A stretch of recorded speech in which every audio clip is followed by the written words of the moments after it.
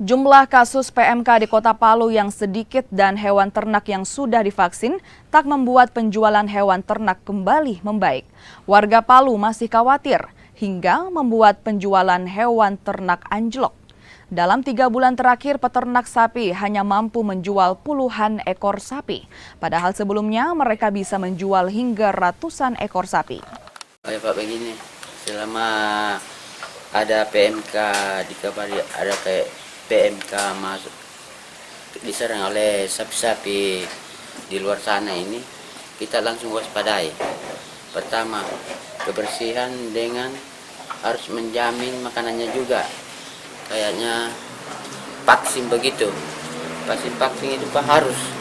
Kalau ini kalau sudah ada kuning-kuning begini telinganya itu sudah divaksin semua. Mengganggu sekali selama ada PMK ini. Tidak begitu lah terhambat begitu.